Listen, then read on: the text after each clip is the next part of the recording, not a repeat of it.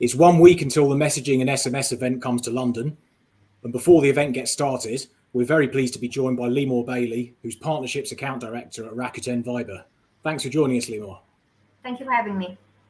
So first up, we'd want to know what Rakuten Viber are going to discuss at the event this June. So firstly, it's a great honor to be invited and obviously to take part in this event. And we are very excited to be part of the panelists. We have been doing this for quite a long time. We've been doing wonderful business messaging apps, and we've been offering this for a while, as I mentioned before. And it's a great opportunity for us to really unpack our rich media capabilities that business messages offers, examine the latest customer and brand trends, and really discuss the opportunities opened up by the AI boom, and talk about the continuous growing popularity of OTT messaging. And we believe really at Viber that the recent trends really open up doors for more cooperation between MNOs, CPaaS providers, messaging apps, and enterprises. And it's a great opportunity, as I mentioned before, to discuss it with other industry leaders. So on that note, what are some of the benefits that OTT services offer for business messaging? I think there's quite a few. To be honest, there's a lot, but I think we can mention the top three. One of them being rich media that I slightly touched on earlier, security, which is paramount, and obviously reasonable pricing. Everybody wants, the best pricing out there. And I can start with the rich media in that, messaging apps that offer rich media, such as Viber, is really very much preferred by a lot of the brands and obviously by the end users. And it allows the brands to really send much more engaging, creative, and useful content. Companies can share images, videos, and showcase their new products and explain it in a way that is more engaging, fun, and more vibrant. Brands can send files and pictures and videos, as I sent, and all different necessary documentations and invoices and things that we were never able to really do previously. And we also offer this for the users. The users can also correspond back to the brands and the businesses by sending files and videos. So it really does allow for this communication, with the brands and the users by using rich media, which is super important today.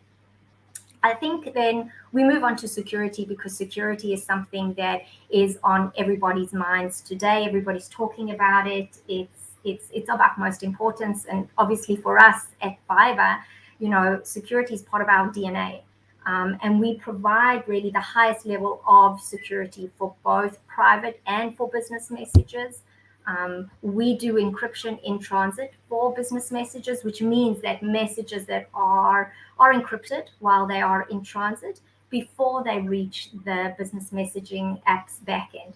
And we also ask that businesses align with our privacy terms, which adds to more trust and more secure communication. We don't allow any brands to send out messages to any users that are not opted in. So if you, as a customer, have not opted in to receive messages from your bank, for example, or from, the retail store that you've signed on from Adidas shoes, you're not going to receive those messages. And then lastly, as I mentioned, reasonable pricing, which I think everybody talks about that and requires it. It's important that we provide the best pricing and be competitive. But on top of that, I think one of the advantages that we offer at Viber is that brands only pay for delivered messages.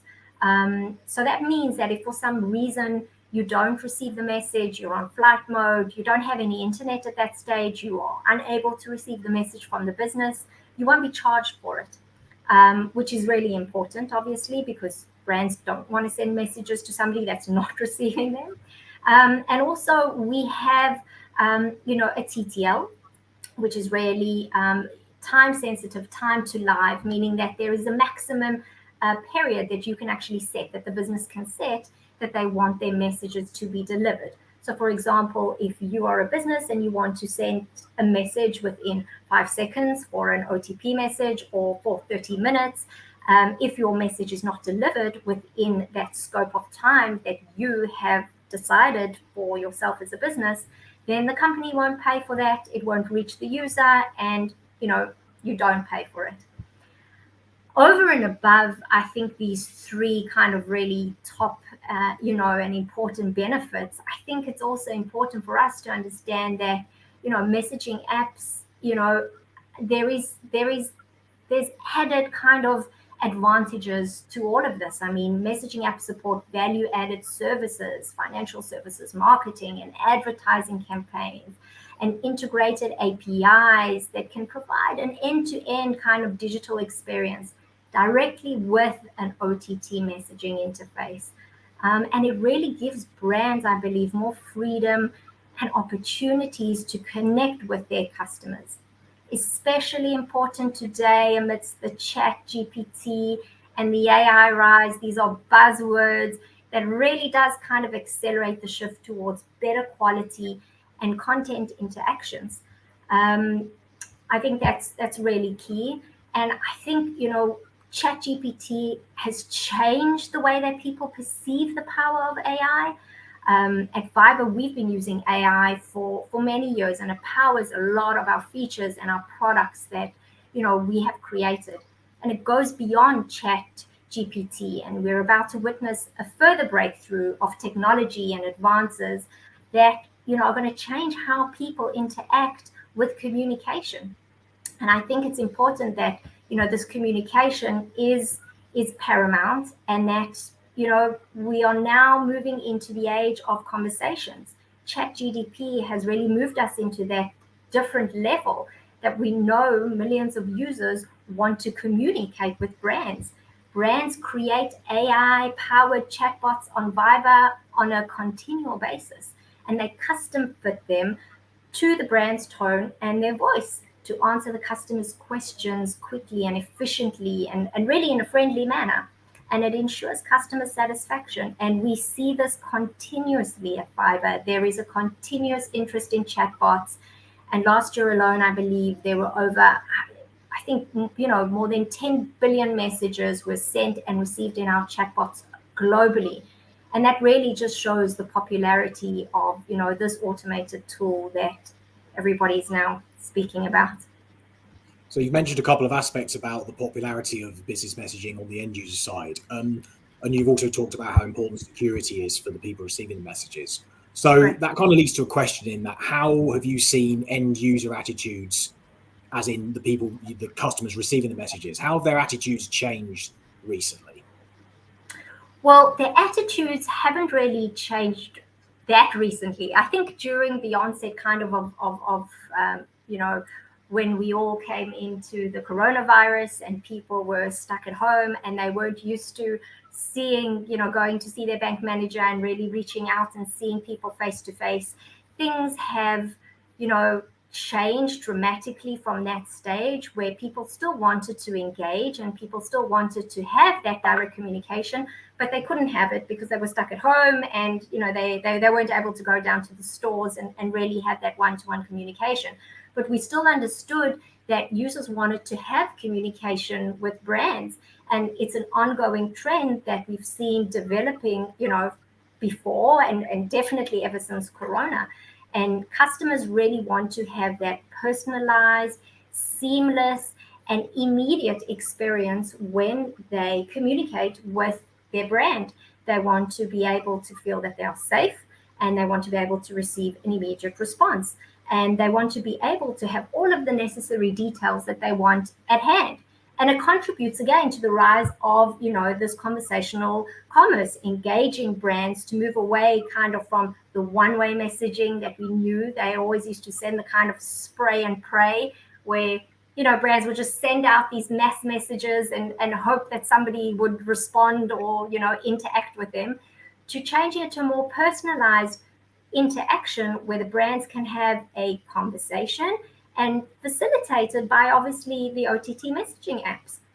And that's why we really are seeing that conversations are at the heart of messaging apps, and really allows for the brands to store, to analyze customers' information, and obviously to really put the users at the forefront.